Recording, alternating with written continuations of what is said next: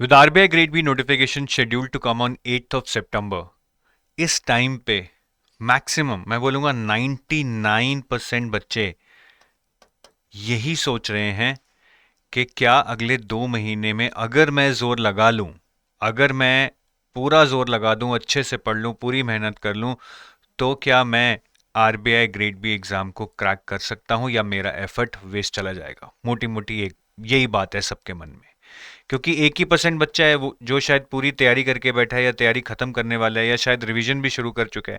बाकी 99% इसी असमंजस में खोए हुए हैं।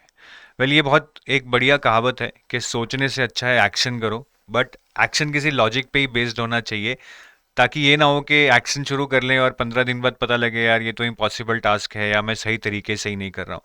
तो इस वीडियो में हम पूरी ऑनेस्ट डिस्कशन करेंगे। मैं बिल्कुल एक सच्चे मन से आपको बताऊंगा कि भैया कहाँ इम्पॉसिबल है, कहाँ पॉसिबल है, और अगर पॉसिबल है तो कैसे करना है।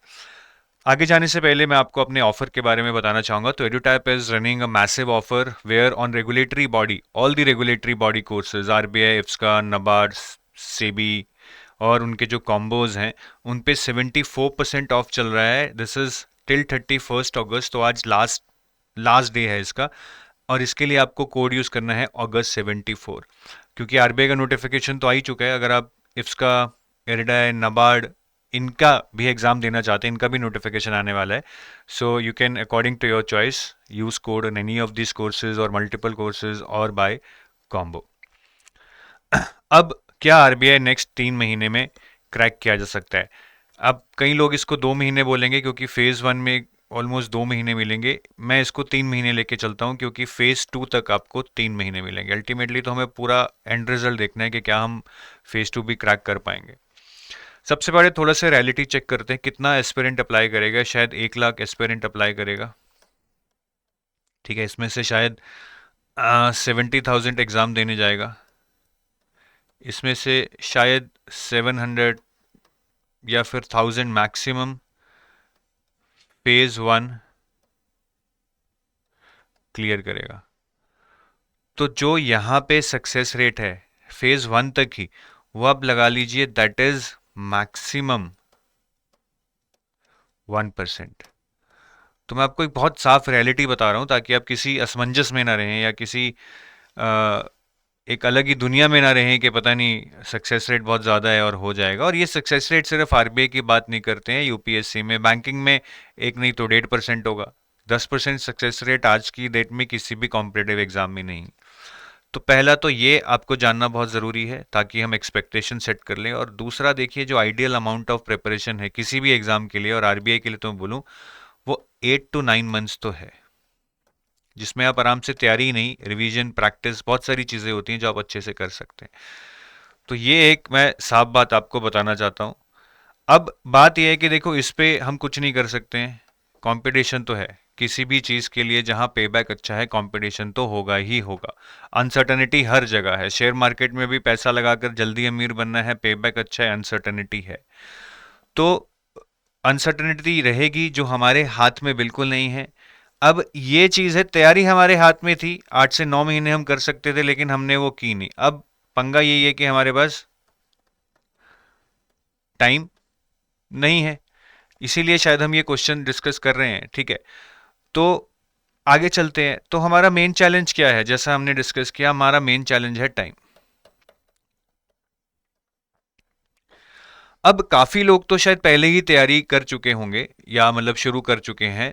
जिन्होंने पूरी कर ली उनकी बात नहीं कर रहा, थोड़ी बहुत कर ली। अगर आपने अप टू 20-25% तैयारी कर ली है, आप बहुत बहुत अच्छे सिनारियों में हैं। चाहे आपने क्वांट पूरा कर लिया है, चाहे आपने फेज 2 का एक सब्जेक्ट पूरा कर लिया है, आप बहुत अच्छी पोजीशन पे हैं। I would say with no further discussion, अगर आपने 20-25% सिलेबस कर लिया है, ये आपके लिए बिल्कुल पॉसिबल है। आपको तो एग्जाम देना ही चाहिए पूरी और अच्छे से मेहनत कर कर। लेकिन अब आपने ये नहीं किया है, आपने ये नहीं किया है, और अब आपके पास टाइम नहीं है क्योंकि अब तो एग्जाम आ गया है। अब दूसरी चीज जो मैं यहां पे आपको कहना चाहूंगा वो है प्रायोरिटी। टाइम तो है नहीं हमारे पास, बट क्या प्रायोरिटी है इस एग्जाम को? या फिर हम इस एग्ज़ाम को भी एक जस्ट अनदर एग्ज़ाम की तरह देना चाहते हैं, ये होप कर कर कि थोड़ा बहुत पढ़ लेंगे, थोड़ा बहुत वहाँ पढ़ रखा है, थोड़ा बहुत और मेहनत कर लेंगे, शायद हो जाए। अगर आप ऐसा सोच रहे हैं, इस तरह की प्रायोरिटी रख रहे हैं, तो मैं बहुत क्लियरली, मैं मेरा ये मतलब यही ऑब्जेक्टिव है कि मैं आपको क्लैरिटी दूं, तो मैं बहुत क्लियरली बताना चाहता हूं, थोड़ा सा आपको शायद बुरा लगे, कि इस तरह की प्रायोरिटी से ये एग्ज़ाम क्रैक नहीं होगा। तो आपके पास टाइम नहीं है, कोई बात नहीं, चलेगा। बट अगर आपके पास प्रायोरिटी भी नहीं है, तो आप ओवरऑल इस एग्ज़ाम को बिल्कुल भी प्रिपेयर ना करें। इससे अच्छा जो और एग्ज़ाम की प्रिपरेशन आप ऑलरेडी कर रहे हैं, उसी में आप अपना पूरा जोर लगाएं, अपना मकसद उसी एग्ज़ाम को बनाएं। हाँ, लेकिन अगर टाइम नहीं है, लेकिन हमारे पास प्रायोरिटी है कि हम पूरा जी जान लगा देना चाहते हैं, तो मैं बोलूँगा कुछ हम आगे डिस्कस कर सकते हैं कि किन सिनेरियोज में आपको प्रिपेयर करना चाहिए। बट अगर टाइम भी नहीं है, प्रायोरिटी भी नहीं है, आप बिल्कुल इस एग्ज़ाम के बारे में मत सोचो। अब मेरे पास टाइम नहीं है सर, लेकिन प्रायोरिटी है, तो अब मुझे क्या करना चाहिए? देखिए, अब इसमें हमें थोड़ी चीज़ें समझनी पड़ेंगी बहुत क्लियरली। मैं यहाँ पे बहुत अच्छे से एक्सप्लेन करूँगा आपको। जो पहला चैलेंज है, प्रायोरिटी तो है, मैं पूरा जुनून रखता हूँ, एस्पिरेशन रखता हूँ, बनने की पूरी मेहनत करूँगा, बट टाइम नहीं है। तो चैलेंज यही है कि भैया फेज़ 2 में मैनेजमेंट, मेन चैलेंज ये है कि मेरे लिए न्यू सब्जेक्ट है, मुश्किल नहीं है, पढ़ेंगे तो हो जाएगा। फाइनेंस भी बहुत बेसिक आता है, न्यू सब्जेक्ट है, कुछ मुश्किल नहीं है। और अगर मैं इको की बात करूं, तो eco can be little tough for somebody to understand who is reading it for the first time. But overall अगर मैं इसको देखूं, मतलब जो मैं फेज 2 का जो ये चैलेंज यहाँ पे लिख रहा हूँ, फेज 2 मेरे हिसाब से it is very much doable. RBI wants you to have clarity on basic concepts, read more on breadth rather than going too much into depth. तो मेरे हिसाब से ये मैनेजेबल है, ठीक है। बस चीज़ें नई हैं तो टाइम देना पड़ेगा, वही हमारा चैलेंज है, उसको हम देखेंगे कैसे करेंगे। दूसरी चीज़ जो हमारा चैलेंज है, शायद वो काफ़ी लोगों को लगता भी नहीं है, कि क्वांट है, रीजनिंग है, इंग्लिश है, करंट अफेयर्स है। सबको लगता है कि थोड़ा थोड़ा पढ़ा हुआ है, लेकिन क्वांट टफ आ रहा है भाई। रीजनिंग भी टफ आ रहा है एग्जाम में। सीए वास्ट बहुत है और आरबीआई की रिक्वायरमेंट्स डिफरेंट हैं, ये बैंकिंग एग्जाम के करंट अफेयर्स जैसा नहीं है। इंग्लिश में बोलूंगा डुएबल है। तो यहाँ पे तो बल्कि चैलेंज लोगों को पता ही नहीं है। काफ़ी लोग ऐसे हैं कि ठीक है, क्वांट रीजनिंग करंट अफेयर्स किया हुआ है, कर लेंगे, लेकिन ये बहुत अलग है बाकी एग्ज़ाम से। अगर क्वांट रीजनिंग का लेवल आपने आईबीपीएस पीओ, एसबीए पीओ में देखे, तो बस वैसा लेवल आता है, और करंट अफेयर्स तो बिल्कुल अलग आते हैं। और यहाँ पे cut off, sectional cut off एक बहुत बड़ा, मैं बोलूँगा, पड़ाव है जो आपको क्लियर करना रहता है। और सेक्शनल कट ऑफ भी बढ़ सकती है, क्योंकि सीट्स आजकल ज़्यादा नहीं आ रही हैं इस एग्ज़ाम में। तो ये कुछ चैलेंज है। तो अब कमिंग टू द पॉइंट, आपके पास टाइम कम है, लेकिन प्रायोरिटी है। अब इन चैलेंजेस को ओवरकम करना है। तो मैं ये बोलूँगा कि देखिए, अगर तो आप बिल्कुल स्क्रैच से पढ़ रहे हैं कि सर मैंने कभी कोई कॉम्पिटिटिव एग्जाम नहीं दिया, आरबीआई की तैयारी भी पहली बार कर रहा हूँ, ना मैंने ज़िंदगी में क्वांट पढ़ा है, रीजनिंग पढ़ा है, ठीक है, और ना ही मेरा कोई फाइनेंस इकोनॉमिक्स से कोई नाता रहा है, तो मैं बोलूँगा आप इस चीज़ को टैकल नहीं कर पाएंगे इस अटेम्प्ट में। आप प्रिपेयर ज़रूर कीजिए अगर आपका लॉन्ग टर्म ऑब्जेक्टिव है कि नेक्स्ट ईयर भी देना है, या आगे जाके ग्रेड आएगा, मुझे ग्रेड ए आएगा, मुझे उसके लिए भी प्रिपेयर करना है, then you should prepare, but with the objective कि इसी साल 2 महीने में, 3 महीने में तैयारी कर कर क्लियर होगा तभी तैयारी करूंगा, then it is not the right time to start. फिर आप अपना जो कर रहे हैं वो करते रहिए, इसके बारे में बाद में कभी सोचिएगा। लेकिन हाँ, जो कुछ लोग हैं, अगर मैं एजुकेशनल बैकग्राउंड की बात करूं,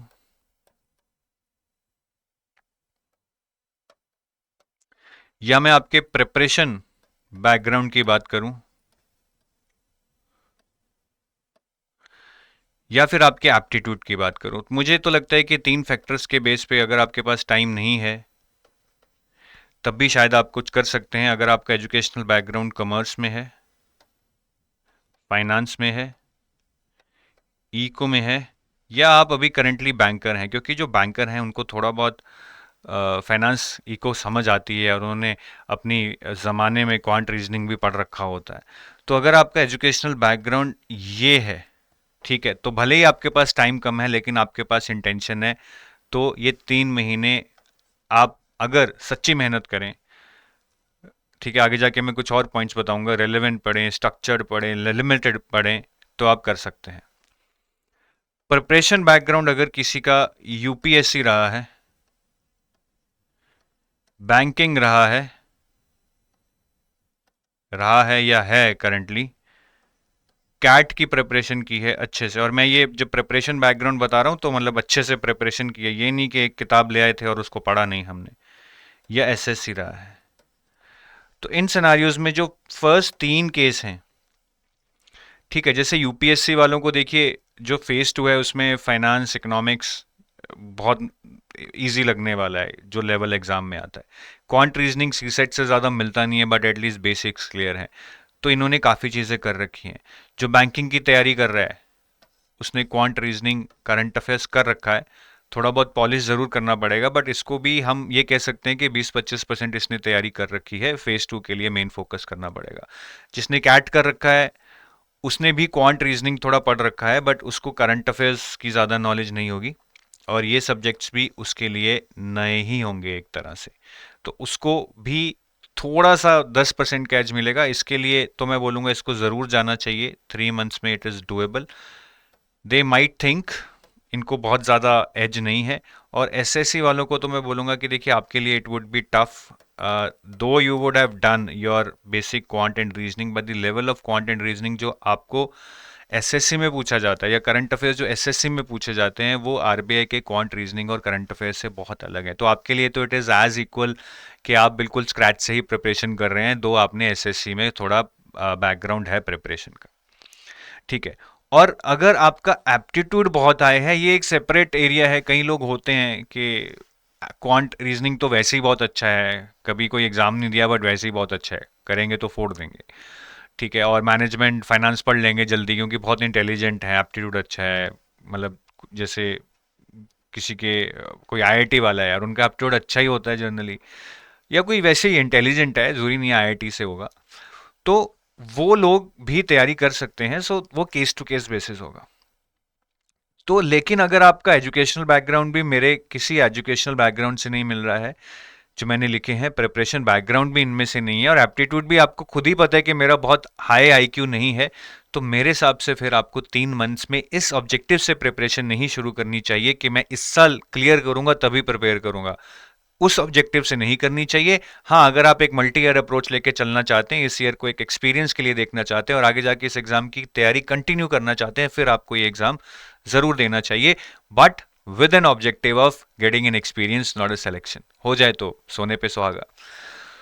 तो coming back to the point, sir मेरे पास प्रायोरिटी है, इंटेंशन है, जुनून है, टाइम नहीं है, और इनमें से मेरा कुछ मिलता जुलता है, मेरा प्रिपरेशन बैकग्राउंड, एजुकेशनल बैकग्राउंड, तो आपने बोला मैं कर सकता हूँ, बिल्कुल कर सकते हो, बट ऐसे बोलने से तो नहीं होगा कि कर सकते हो और हो जाएगा।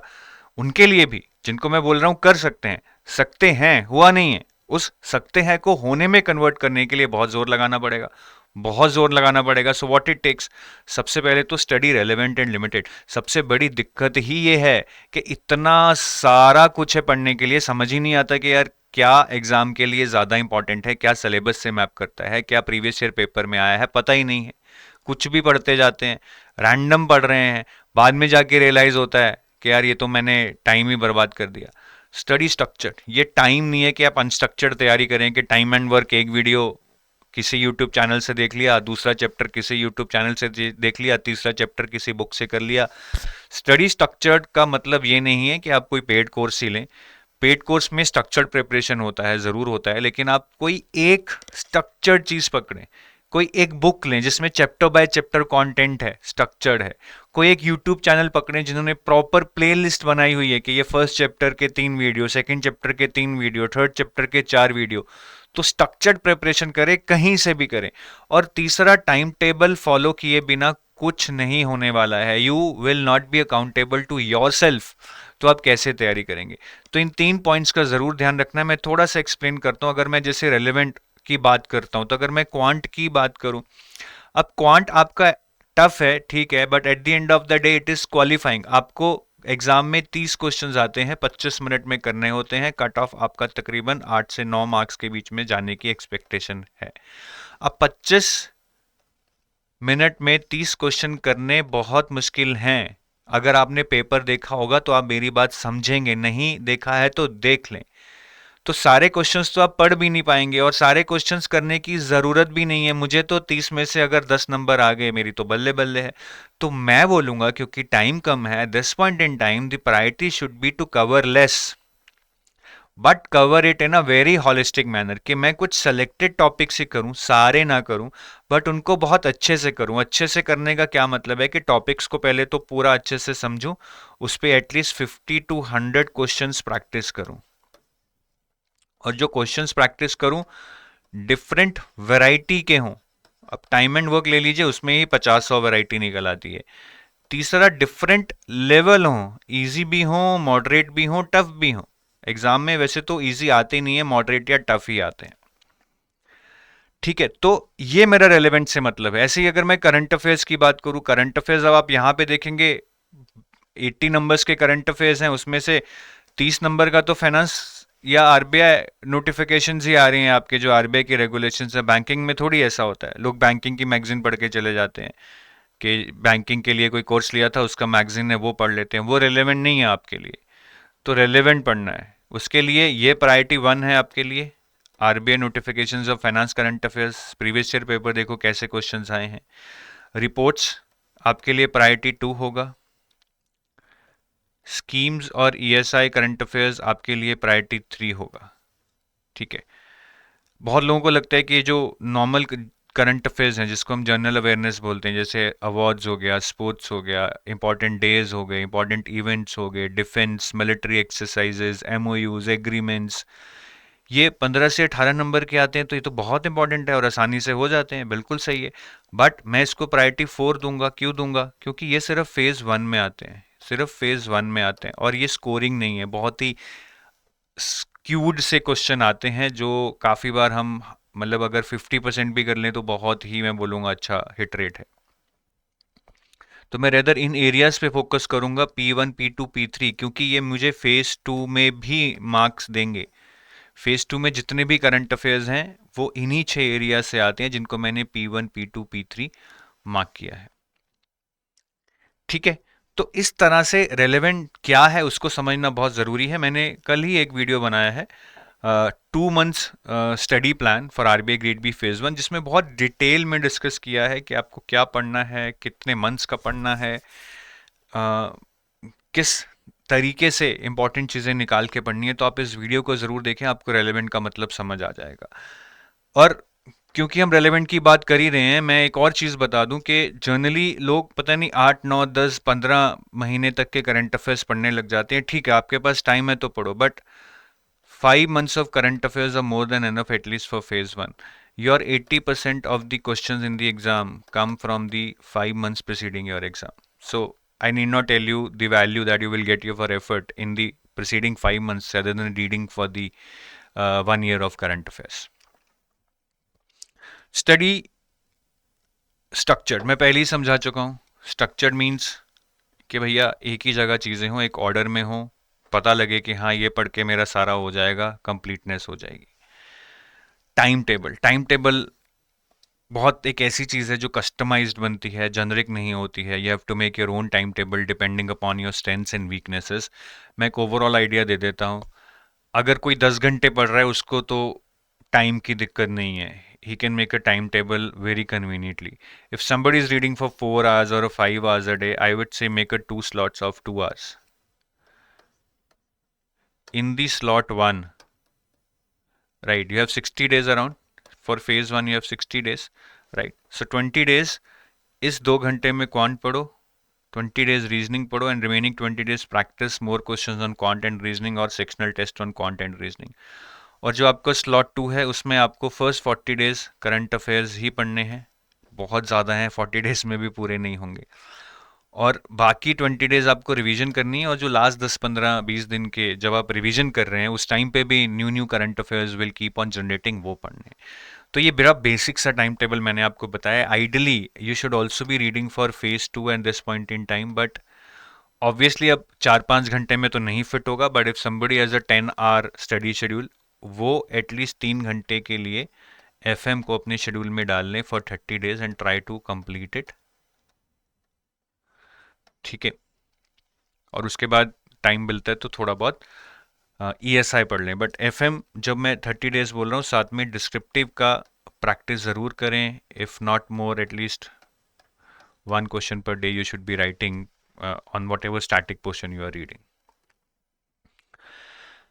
बाकी एक्यूरेसी पे ज़्यादा ध्यान दें।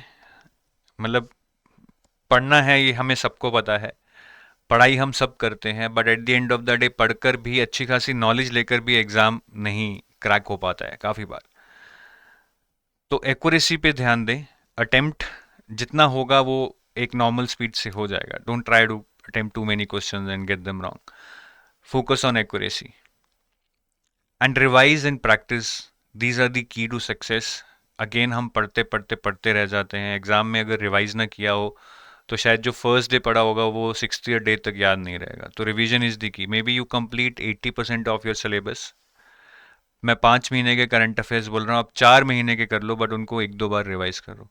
And practice is again very very very very important. आप क्वांट रीजनिंग जैसे सब्जेक्ट को एक कॉम्पिटिटिव एग्जाम के लिए प्रिपेयर कर ही नहीं सकते हैं जब तक आप उस पर बहुत ज़्यादा प्रैक्टिस ना करें। सिर्फ वीडियोस देख के कुछ नहीं होने वाला है।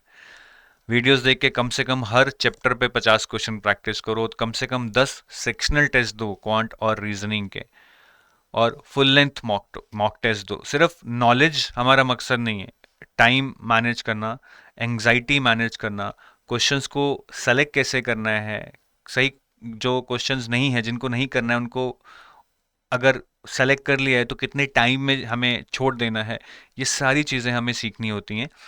तो ये सिर्फ प्रैक्टिस से आएंगी, ये थ्योरी में नहीं हो सकती। तो इन चीज़ों का भी हमें बहुत बहुत बहुत ध्यान रखना है। मैं आपको ये चीज़ बताना चाहूँगा, देखिए इस टाइम पे एक्सपेक्टेशन ये नहीं है कि आप 14 घंटे पढ़ लेंगे।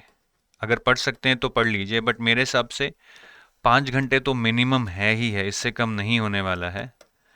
बट आप 14 छोड़ दीजिए, आप अगर 8 घंटे भी पढ़ लें, बट आप इसके कंपैरिजन में स्मार्टर पढ़ें और कंसिस्टेंटली पढ़ें, I think you will be much ahead of somebody who's reading 14 hours a day just for some days, rather than you reading smartly and reading 8 hours a day for next 60 days consistently.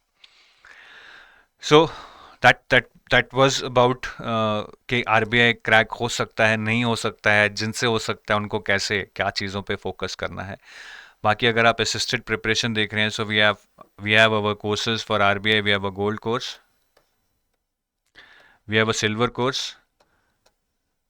Gold course is for phase 1 plus 2 plus interview. Silver course is mainly for phase 2 plus interview. Right, silver course में आपको quant, reasoning, English नहीं मिलेगा, आपको current affairs ज़रूर मिल जाएंगे phase 1 के। And we have a test series also. तो अगर आप सेल्फ प्रिपेयर कर रहे हैं, सिर्फ आप क्वेश्चंस चाहते हैं कि मुझे चैप्टर वाइज क्वेश्चंस मिल जाएं, सेक्शनल टेस्ट मिल जाएं, फुल लेंथ मॉक टेस्ट मिल जाएं, डिस्क्रिप्टिव टेस्ट मिल जाएं, तो आप ये टेस्ट सीरीज भी ले सकते हैं। अभी 74% ऑफ चल रहा है। You can use the code August 74 to avail 74% discount on any of the RBI courses or the combo courses. Thank you. Have a nice day. Bye bye.